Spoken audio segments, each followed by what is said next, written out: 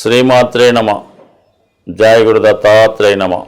ఈ వీడియోలో మనం 2025-26 సంవత్సరంలో ఏర్పడినటువంటి శ్రీ విశ్వావసునామ సంవత్సర ఉగాది ఫలితాలు తెలుసుకునే ప్రయత్నంలో వృషభ రాశి వారికి మరి ఈ సంవత్సరం ఆదాయం 11, వ్యయం 5గా నిర్ణయించడం జరిగింది. అంటే ఆదాయం ఎందుకు పెరిగింది వీళ్ళకంటే ఈ రాశి వారికి ఉగాది ప్రారంభం నుంచే శని భగవానుడు లాభస్థానంలోకి రావడం జరిగింది. ఆ కారణం వల్ల ఏంటంటే వీళ్ళకి ఆదాయం పెరిగింది. వ్యయం 5 అంటే గురుగ్రహం కొంతకాలం రాశిలోను దాని తర్వాత ధనస్థానంలోకి రావడం వల్ల ముఖ్యంగా పిల్లల చదువులు అలాగే పెళ్ళిళ్ళు శుభకార్యాలు చేయడం జరుగుతుంది. కాబట్టి ఇంచుమించుగా వ్యయం కూడా 5% జరిగింది. మొత్తం మీద ఏంటంటే 60% మిగులు ఈ రాశి వారికి ఈ సంవత్సరంలో రావడం జరిగింది. మొత్తం మీద ఇది అదృష్టంగానే భావించవచ్చు. రాజపూజ్యం 1, అవమానం 3 అంటే పెద్దగా ఇబ్బంది ఏం లేదు. మరి లగ్నంలో గురువు ఉన్నంత వరకు మీరు గౌరవించబడతారు కాబట్టి నో ప్రాబ్లం. మరి కేతువు 4లోకి ఈ సంవత్సరం మారుతున్నాడు కాబట్టి కొద్దిగా అనవసర విషయాలు కలగజేసుకోవడం వల్ల అవమానం కలగవచ్చు. మొత్తం మీద ఇది ఫేవర్గానే ఉన్నట్టు భావిద్దాం. ఇక మెయిన్గా గోచార ఫలితాలు పరిశీలించినప్పుడు అందరికన్నా వృషభ రాశి వారికే ఈ ఉగాది బాగా కలిసి వచ్చిందని చెప్తాను నేను. దానికి కారణం మరి శుభగ్రహమైనటువంటి గురువు రాశి అందే సంచరించడం జరుగుతుంది. అంటే మే 15 వరకు రాశి అందు ఉన్నటువంటి గురువు జాతకుడిని ప్రతి పనిని సరిగ్గా చేసుకునేలాగా మార్గం చూపుతూ ఉంటాడు. అలాగే తనను తాను సంస్కరించుకుంటూ తన వారిని కూడా సంస్కరించుకోవడం, ధర్మాన్ని కాపాడుతూ ధర్మాన్ని రక్షించే విధంగా వ్యవహరించడం జరుగుతూ ఉంటుంది. అంటే 1, 5, 9 అయినటువంటి ధర్మ త్రికోణాన్ని గురువు శుభపరచడం వల్ల మరి శుభ ఫలితాలు ఇవ్వడం, పూర్వపుణ్యాన్ని ఇంకా పెంచుకునే ప్రయత్నం చేయడం, అలాగే భాగ్యాన్ని ఈ జన్మలో చేసే పుణ్యానికంటే దైవాన్ని పూజించడం, మన యొక్క సాంప్రదాయాన్ని కాపాడడం జరుగుతుంది. మే 15 తర్వాత ధనస్థానంలోకి సంచరించడం జరుగుతుంది. ఇది కూడా ఒక అదృష్టం మాట. ఇంచుమించుగా మనకి 1 నెల తప్ప ఈ ఉగాది అంతా కూడా మనకి అంటే మే 15 నుంచి మళ్ళీ ఉగాది వరకు ధనస్థానంలో గురుగ్రహ సంచారం అంటే మధ్యలో 1 నెల వక్రించి కర్కాటకంలోకి వెళ్ళి మళ్ళీ బ్యాక్ రావడం జరుగుతుంది. అది ఇంచుమించుగా అక్టోబర్, నవంబర్లో జరుగుతుంది. బట్ ఏదైనా లాభాధిపతి ధనస్థానం ఇంచుమించుగా ఈ సంవత్సరం అంతా కూడా ధనలాభం అన్నది చాలా జాతకుడికి అనుకూలంగా ఉంటుంది. అంటే ఈ గురువు అష్టమ లాభాధిపతి ఆకస్మిక ధనలాభానికి కారణమవుతుంటాడు. గతంలో మీరు ఎవరికన్నా రుణం ఇచ్చి ఉన్నా లేదంటే ఏదైనా స్థిరాస్తి కొనినా అది విపరీతంగా పెరుగుతుంది. ఈ చిట్స్ అలాగే ఫిక్స్డ్ డిపాజిట్స్ ఇవన్నీ కూడా మెచ్యూర్ అవ్వడం వల్ల ఆకస్మిక ధనలాభం కలుగుతుంది. అలాగే గొప్ప ధనం లభించే అవకాశం ఉంది. అంటే మీది కాని సంపద మీకు లభిస్తుంది. అది ధన రూపంలోనే కాకపోవచ్చు, అది విద్యా రూపంలో కావచ్చు, ఏదన్నా ఒక అదృష్ట రూపంలో కూడా మీకు ఒక గొప్ప సంపద మీ కుటుంబానికి కానీ మీకు కానీ లభించే అవకాశం ఉంది. మీ వాక్కుకి విలువ పెరుగుతూ ఉంటుంది. ఇది ముఖ్యంగా ఉపాధ్యాయ వృత్తి, న్యాయవాది వృత్తి, ప్రవచనాలు, శుభకార్యాలు చేసేవాళ్ళు, జ్యోతిష్కులకి చక్కని ఫలితం. అంటే ధనస్థానంలో గురువు, ఏకాదశ స్థానంలో శని. మరి ఇంతకన్నా అదృష్టం అన్నది సాధారణంగా ఎప్పుడో కానీ రాదు. ఏదైనా వీళ్ళకి అదృష్టంగానే భావించవచ్చు. గురుబలం చాలా అనుకూలంగా ఉంది ఈ నెలంతా, ఈ సంవత్సరం అంతా కూడా. లాభస్థానంలో గురువు లాభస్థానంలోకి శని భగవానుడు ఉగాది నుంచి రావడం వల్ల చాలా వరకు భాగ్య రాజ్యాధిపతి లాభస్థానం. అంటే ఒక విధంగా తండ్రి గారి సహకారం, అదృష్టం కలిసి వస్తుంది. ఇక వృత్తిలో అభివృద్ధి, ప్రమోషన్ అంటే చాలా కాలంగా ఆగిపోయినటువంటి వృత్తిలో అభివృద్ధి వస్తుంది.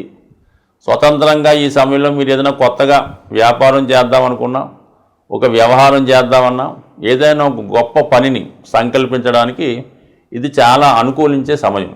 ఎందుకంటే ఇంచుమించుగా ఈ దశమాధిపత్యం అన్నది ఈ వృషభ రాశి వారికి అటు రాహు అలాగే శని కూడా ఉండడం జరుగుతుంది. ఈ 2 గ్రహాలు కూడా మీకు ఏకాదశ స్థానంలో మీనరాశిలో సంచరిస్తూ ఉంటాయి. అంటే దాన్ని బట్టి ఏంటంటే ఈ సమయంలో మీరు గొప్ప వ్యవసాయ క్షేత్రాన్ని కానీ ఏదైనా పెద్ద పాడి పరిశ్రమ కానీ స్థాపించాలనుకుంటే చాలా బాగా కలిసి వచ్చే అవకాశం ఉంది. ఏదైనా గొప్ప ఇండస్ట్రీ లాంటిది కూడా పెట్టుకోవచ్చు. ఈ రాహు శని అటు సాఫ్ట్వేర్ రంగానికి, అటు సినిమా రంగానికి, అటు పారిశ్రామిక రంగానికి, అలాగే మెడికల్ రంగానికి కూడా కారణమవుతుంటారు.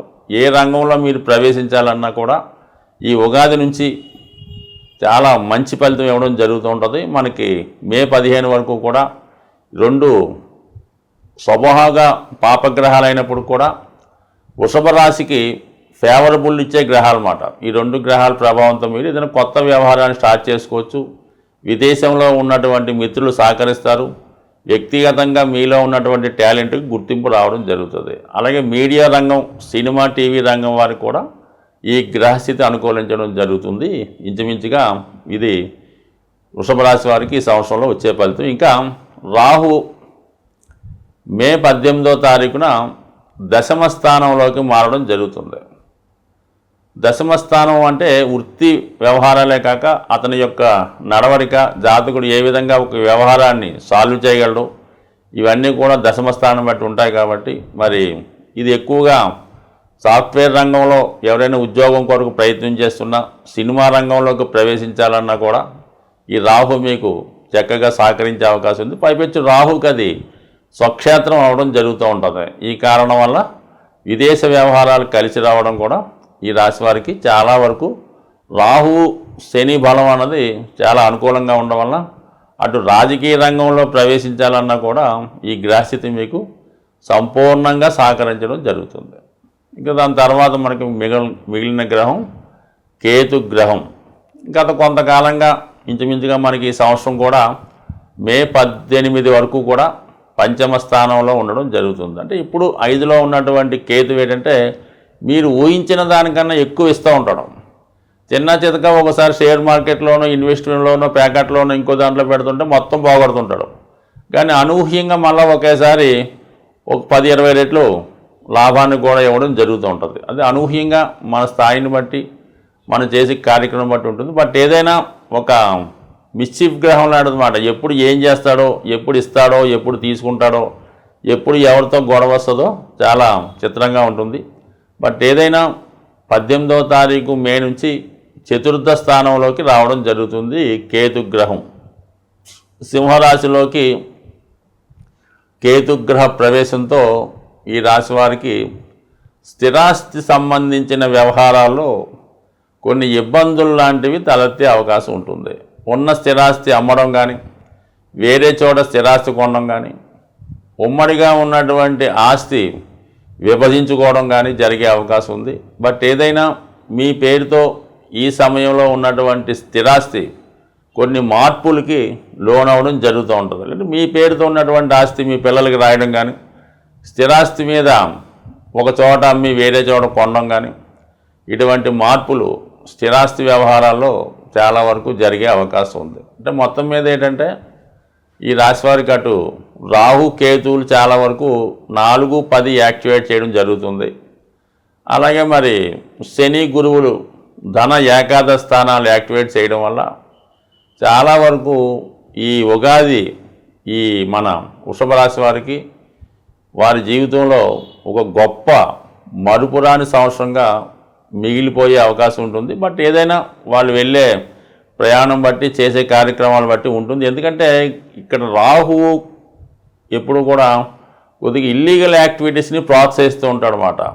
అన్యాయంగా ధన సంపాదన చేయాలని, మన నిజాయితీగా కాకుండా అక్రమ మార్గంలో వెళ్ళాలని ఒక స్థాయిని మించి కోరుకోవడం జరుగుతూ ఉంటుంది. దానివల్ల కొన్ని సందర్భాల్లో జాతకుడు నియమాల్ని, నీతిని తప్పి ప్రవర్తించడం జరుగుతూ ఉంటుంది. అది టెంపరీగా లాభాన్ని ఇచ్చినప్పుడు కూడా ఫ్యూచర్లో దాని ప్రభావం జాతకుడి మీద పడి అది జాతకుడి యొక్క కీర్తి ప్రతిష్టలకు కానీ, వ్యక్తిగత జీవితానికి కానీ భంగం కలుగుతూ ఉంటుంది. కాబట్టి సాధ్యమైనంత వరకు రావు ఫేవర్గా ఉన్నప్పుడు నిజాయితీగా వ్యవహరించడమే మంచిది.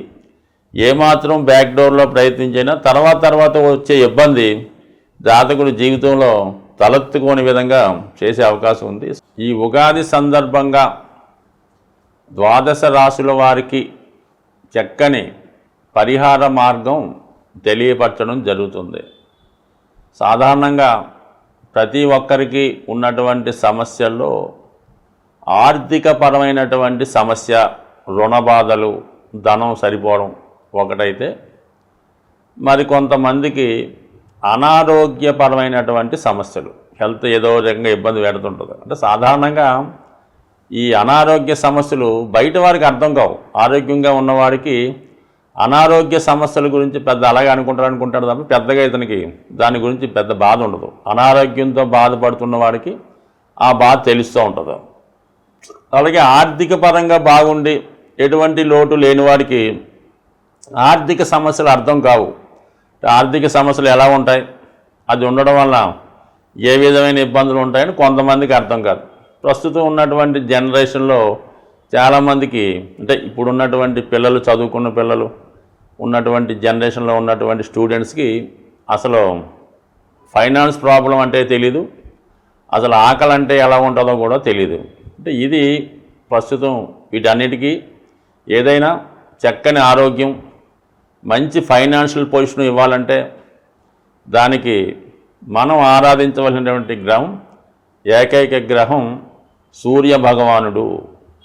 సూర్య భగవానుడు అనుగ్రహం ఉంటేనే ఈ రెండు, ఆరోగ్యం, ఐశ్వర్యం రెండు కూడా లభిస్తాయి. మిగతా గ్రహాలు ఎలా ఉన్నా మనకు అనవసరం. ఒక్క రవి బలంగా ఉంటూ రవిని పూజించుకుంటే 100% ఆర్థిక సమస్యలు, అనారోగ్య సమస్యల నుంచి బయటపడవచ్చు. అందువల్ల ఏంటంటే మరి ప్రతి ఒక్కరూ కూడా ఈ ఉగాది నుంచి సూర్య భగవానుడిని ఆరాధిస్తూ ప్రతిరోజు సూర్య నమస్కారం చేసుకొని ఆదివారం నియమంగా ఉండడం. దాని తర్వాత ఏంటంటే ఈ క్యారెట్ ఏదైతే ఉందో అది ఆదివారం రోజు గోవులకి పెట్టడం వల్ల సూర్య భగవానికి సంతృప్తి కలుగుతుంది. అంటే క్యారెట్ ఆవులకి పెట్టవలసి ఉంటుంది. సూర్యునికేమో అవకాశం ఉన్నవాళ్ళు ఆదివారం రోజు పాయసం, అంటే గోధుమ నూకతో చేయనటువంటి హల్వా కానీ పాయసం కానీ నైవేద్యంగా పెట్టవలసి ఉంటుంది. పెట్టిన ప్రసాదాన్ని మీరు స్వీకరించవలసి ఉంటుంది. అంటే సూర్యభగవానుడికి దంతాలు, పళ్ళు ఉండవన్నమాట. అంటే కొన్ని కారణాల వల్ల దక్ష యజ్ఞంలో ఆ విధంగా జరిగింది. అందువల్ల మెత్తని పదార్థాలు, పాలతో చేయనటువంటి కోవా, గోధుమలు ఇష్టం కాబట్టి ఆ ప్రసాదం పెట్టడం వల్ల మనకి ఐశ్వర్యం లభిస్తూ ఉంటుంది.